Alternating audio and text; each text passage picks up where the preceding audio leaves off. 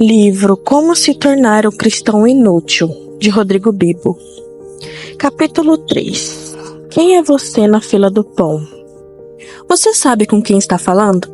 Essa frase resume a essência da famosa carteirada, que nada mais é do que uma tentativa de usar status, poder ou até algum tipo de autoridade para poder receber um tratamento VIP, ou para se safar de alguma enrascada.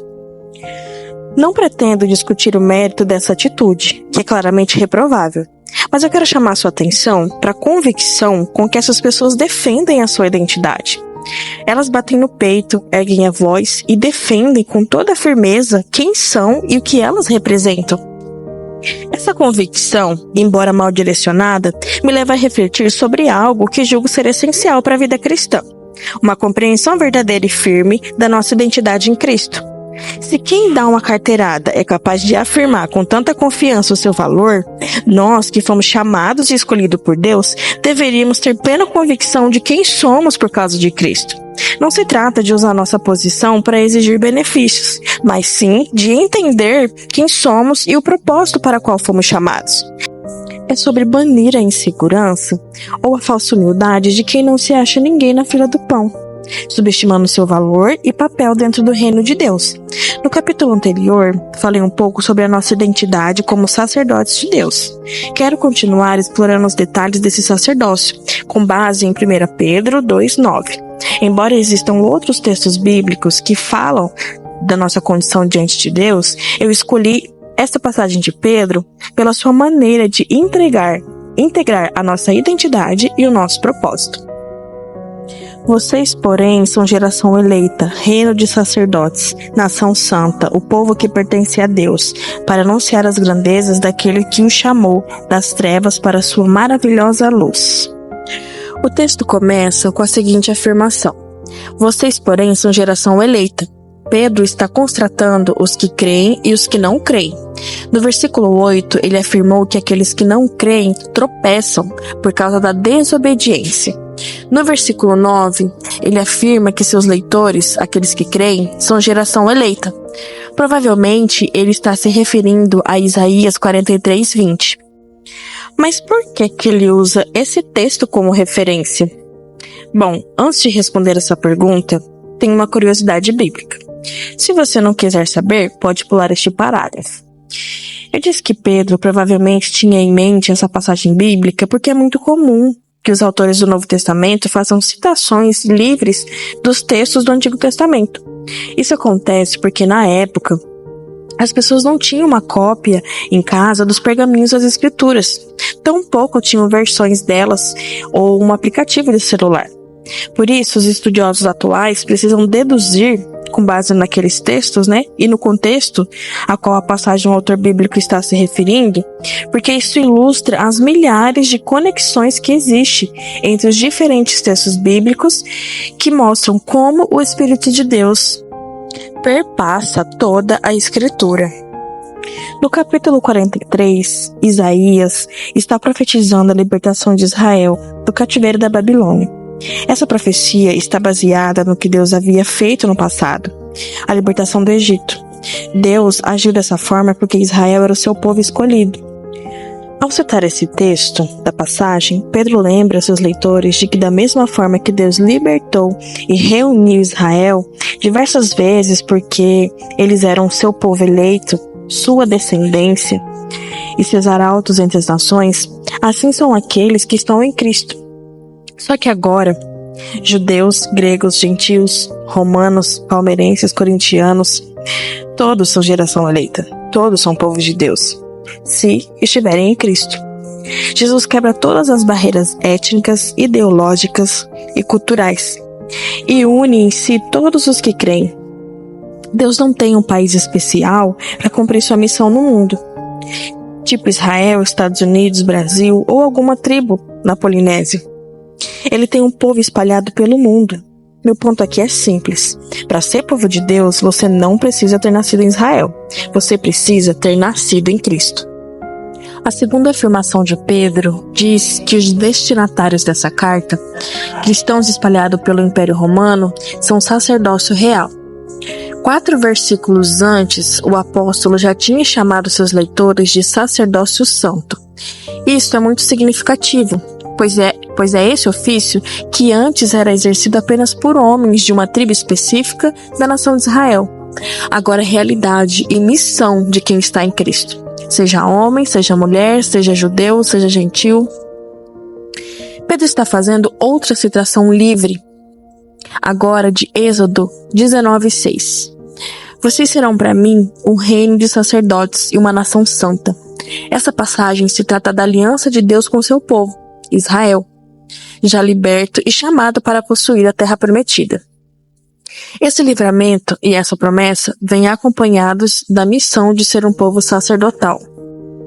Isto é, ainda que mais tarde o ofício sacerdotal de Arão e seus filhos fossem estabelecidos, toda a nação de Israel estava comissionada a ser mediadora entre Deus e o povo. Cristo em seu ministério executou plenamente o que o povo da antiga aliança não havia sido capaz de realizar. Ao obedecer à lei e cumpri-la plenamente, Jesus inaugurou uma nova aliança, que inclui todos aqueles que nele crêem. Ele os tornou herdeiros das promessas feitas a Abraão e a Israel, além de enchê-los com seu espírito. Desde os dias de Moisés, havia a expectativa de que todo o povo fosse cheio do Espírito Santo, tornando-se parceiros de Deus na história da redenção. Essa expectativa foi validada com profecias em Joel 2 e concretizada no Pentecostes, relatadas em Atos 2. Desde então, todos os que estão em Cristo são capacitados pelo Espírito como testemunhas. Assim como muitas pessoas não entendem que são ministras do Evangelho, outras também têm dificuldade em compreender que são santas. Isso revela uma compreensão limitada sobre o que significa estar em Cristo e caminhar nele. Comumente associamos santidade à perfeição, à ausência de defeitos ou pecado. No entanto, se ser santo significasse ser perfeito, Deus não teria uma nação santa. Ser santo, em primeiro lugar, significa ser separado por Deus para uma missão. A Bíblia não exige perfeição, mas ela exige maturidade. Talvez você questione citando versículos como o de Filipenses 3,15, onde diz que todos nós, pois que somos perfeitos, tenhamos este sentimento, e se porventura pensais de outro modo, também isto Deus vos esclarecerá. A palavra grega traduzida para perfeitos é teleios, e segundo os comentaristas e gramáticos, seria mais adequadamente traduzida por maduros, como faz, por exemplo, a NVI. O próprio apóstolo admite no versículo 13 que ainda não alcançou a perfeição. Em segundo lugar, ser santo também está ligado a qualidades morais. Nesse sentido, além de ter tido separado por Deus e para Deus, santidade também significa agir como alguém que pertence a Cristo e obedecer os seus mandamentos. O fato de não alcançarmos a perfeição moral aqui nessa vida não deve ser motivo de desânimo ou devassidão, pois quem foi regenerado e santificado vive como tal. Embora a Bíblia claramente afirme que a santificação é uma obra de Deus em nós, ela também está repleta de orientações que nos desafiam, de imperativos que demandam na nossa ação. Portanto, desempenhamos papel ativo no processo de santificação. Na força do Espírito, somos chamados a mortificar as obras da carne. Mas como fazer isso? Não existe atalhos para uma vida santa. A fórmula bíblica para uma vida sagrada inclui a leitura e a meditação das Escrituras. Inclui a oração, a adoração, o testemunho, a comunhão cristã e principalmente o domínio próprio. Assim também é fundamental lembrar que a santificação ela resulta da ação de Deus em nós e não do nosso esforço, daquele que está sendo santificado. A santificação é a vida prática de quem já é salvo e não uma prática para alcançar a salvação. A terceira afirmação de Pedro diz que somos o povo que pertence a Deus. Ele tem em mente textos como de Êxodo 19:5 e Deuteronômio 7:6. Que segurança maravilhosa temos nessa declaração, não é mesmo? A palavra grega aqui traduzida para exclusivo pode ser traduzida também por propriedade, comunicando tanto a ideia de preservação quanto a de aquisição. Somos de Deus, fomos comprados por um alto preço. Absolutamente nada pode nos separar do amor de Deus. No livro Deus que Destrói Sonhos, trabalhei a ideia de sermos escravos de Deus, e alguns leitores se surpreenderam com essa verdade bíblica. Essa, porém, é a realidade a nosso respeito. Somos propriedade de Deus. Isso fere alguns espíritos mais livres que não querem prestar contas a ninguém. Mas essa opção não existe. A verdadeira liberdade só existe em Cristo. O resto é escravidão do pecado. Prefiro ser escravo de Deus, numa vida que conduz à justiça, a ser escravo dos meus desejos que me levam à ruína, ainda que esses desejos, em um primeiro momento, pareçam belos e verdadeiros. Quem é você na fila do pão? Você e eu somos geração eleita, sacerdócio real, nação santa, prioridade exclusiva de Deus para um propósito muito claro: anunciar as grandezas daquele que nos chamou das trevas para sua maravilhosa luz. Deus é louvado quando vivemos como mensageiros de um novo mundo que já chegou em Cristo. Vou falar isso logo mais, mas por hora precisamos entender o que significa louvar a Deus. Adoração é muito mais do que cantar e erguer as mãos no culto. É um estilo de vida. Um estilo de vida que enxerga o outro. A vida com Deus, ela é prática e ela se manifesta em atos de serviço. Nossa identidade em Cristo vem carregada de missão e propósito. Deus não tem filhos à toa. Ele está contando, Ele está encenando uma história no palco do mundo e nos atribui um papel importante na sua trama. Ele nos deu um roteiro, sua palavra, nos deu inspiração, seu espírito, nos deu uma família, sua igreja, e nos deu uma promessa, a sua presença. Por isso é necessário entender que você é sacerdote de Deus. Quero explorar mais esse assunto com a ajuda de grandes reformadores da igreja, Martinho Lutero, por exemplo. Vamos dar uma espiada? Lutero viveu no século XVI, uma época em que a igreja estava rigidamente dividida em duas classes: a sacerdotal, que era composta por clérigos, e o povo, os leigos, entre aspas, aqueles que não recebiam instrução formal da igreja e não ocupavam cargos eclesiásticos. Nessa configuração, o povo era totalmente dependente do clero, naquilo que diz respeito à prática da fé e ao próprio acesso ao texto bíblico, o que inevitavelmente resultava em abuso espiritual. Afinal, a liderança da igreja exercia um tipo de autoridade suprema naquela época, que não podia ser questionada. Além disso, eles monopolizavam a fé. Lutero, um instruído monge alemão, passou a confrontar diversos ensinamentos da igreja depois de efetivamente conhecer o Evangelho da Graça. Enquanto ele lia a carta de Romanos, ele abalou a teologia da época, porque ele centralizou a Bíblia como a norma das práticas da igreja, e não a tradição, como acontecia até aquele momento. Uma vez que a Bíblia afirma que todo crente em Jesus é sacerdote, a reforma iniciada por Lutero resgatou a essência bíblica do sacerdócio real de todos os crentes. Em um tempo em que o Papa era o Pope, Lutero disse: todos somos, pois, igualmente sacerdotes espirituais diante de Deus. Por isso, todos os homens cristãos são sacerdotes e todas as mulheres cristãs são sacerdotisas. Sejam jovens, velhos, senhores, servos, senhoras ou servas, douto ou leigo. Propagando ensinamentos dessa natureza, o reformador alemão descentralizou do clero o serviço de Deus, afirmando que todo cristão munido de uma correta interpretação bíblica deve zelar pela doutrina e pela vida do povo de Deus. Além disso, Lutero enumerou alguns direitos que pertencem a todo cristão: pregar a palavra, batizar, celebrar a ceia do Senhor, orar pelos outros, julgar e doutrinar. Ou seja, todo cristão é responsável pela igreja. Em uma comunidade de pessoas nascidas de novo e batizadas, é Cristo que age por meio da comunhão. Nessa comunidade de regenerados, uns oram pelos outros, intercedem junto ao Pai, proclamam a palavra, sacrificam-se pelo próximo. Uma comunidade de intercessores é um sacerdócio de amigos que se ajudam. É uma família em que as cargas são compartilhadas e suportadas mutuamente. E essa é a comunhão dos santos. Essa teologia de Lutero é o puro ensino bíblico do sacerdócio real de todos os crentes. É também um duro golpe no individualismo, em tempos nos quais as pessoas vão à igreja para cultuar sozinhas, como se fosse possível. Precisamos resgatar a doutrina da comunhão dos santos, daqueles que foram unidos pela cruz.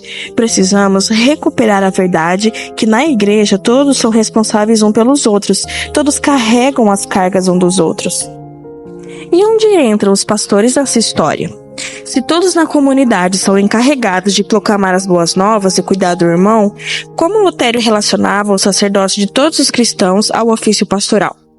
É simples. Dentro dessa comunidade, alguns são chamados para exercer um ministério específico da liderança. O chamado é feito pela própria congregação. O ministro presta contas a ela. No livro A Igreja Centrada, o pastor Tim Keller explorou o que a Bíblia diz sobre a nossa identidade como sacerdote uns dos outros e o serviço do pastor.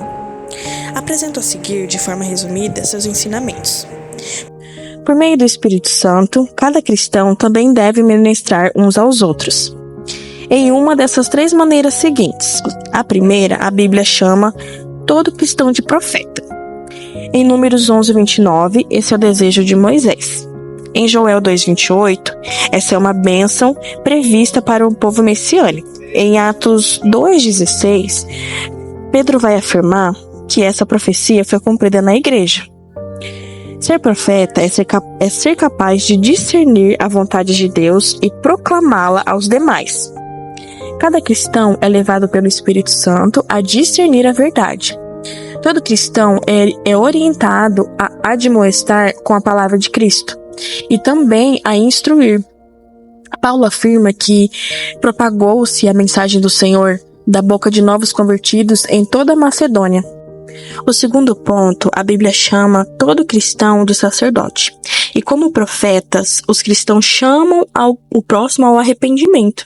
Mas como sacerdote, nós fazemos isso com compaixão e amor para tratar de suas necessidades. A Bíblia chama todo cristão de rei.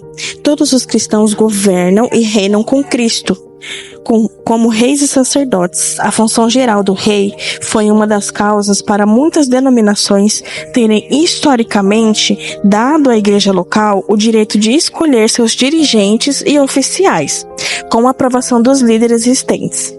Entre outras palavras, o povo tem o direito de governar a igreja. O Espírito capacita cada cristão a ser um profeta que anuncia a verdade. Um sacerdote que sirva com compaixão, a um rei que chama os outros à prestação de contas em amor, mesmo que não tenha os dons especiais para o ofício ou para o ministério, em tempo integral. Estes três pontos apresentados, eles são chamados de ofícios gerais e impedem com que a igreja tenha donos. Eles dinamizam a igreja, capacitando-a para cumprir a sua responsabilidade e ser representante no reino de Deus na terra. Entendido isso, podemos falar do ofício específico. Dentro da comunidade guiada pela palavra, cuidada por todo o povo e cheia de dons espirituais, Jesus designou alguns para apóstolos, outros para profetas, outros para evangelistas, outros pastores e mestres. Assim entendemos que Deus separa entre os membros de uma igreja alguns para estarem à frente do ministério, a fim de manter o bom andamento do trabalho. E desse modo, tanto o ofício geral como o específico são conhecidos pelo Espírito Santo, e não sendo fruto de desempenho pessoal. Não existe hierarquia entre aqueles que estão debaixo da cruz e dos cuidados supremos do pastor.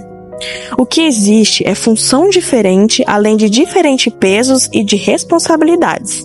Precisamos estar mais conscientes de nossa identidade ministerial a cada dia. Nosso sacerdócio é real, porque serve a um reino.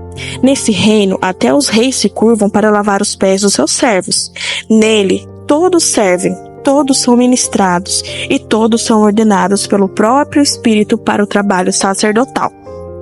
Nós evangélicos ainda precisamos entender que quem estudou em um seminário bíblico e foi ordenado para uma instituição religiosa a um cargo pastoral não é um membro superior do povo de Deus. Esse pensamento sobreviveu até mesmo à Reforma e tem causado separação entre pastores e membros da igreja. Essa divisão, inclusive, gera uma terceirização do chamado, visto que o pastor é quem precisa se preparar para pregar e o missionário é quem precisa se preparar para evangelizar. A pessoa que é apenas um membro pensa que basta ofertar, frequentar reuniões da igreja e ajudar quem não pode. Não, essa não é a vontade de Deus para o seu povo. Todos nós somos chamados e temos responsabilidades nessa missão.